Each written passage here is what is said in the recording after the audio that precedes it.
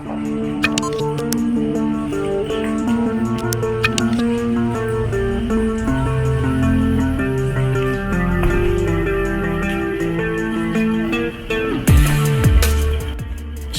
setelah Kapolri Jenderal Polisi Dr. Andos Listio Sigit Prabowo menggelar Vikon menyampaikan sejumlah paparan ke seluruh jajaran Polda terkait pengawasan kelangkaan minyak goreng, Senin 15 Maret 2022 lalu.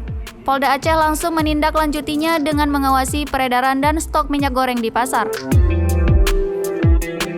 Kapolda Aceh Irjen Pol Ahmad Haidar langsung turun ke lapangan untuk memantau ketersediaan minyak goreng di Banda Aceh dan sekitarnya. Pemantauan yang dilakukan Kapolda Aceh hari ini, Kamis 17 Maret 2022, ada di dua lokasi, masing-masing di gudang minyak goreng curah di Kampung Mulia, Kecamatan Kuta Alam, Banda Aceh, dan gudang distributor minyak goreng kemasan di Pagar Air, Aceh Besar.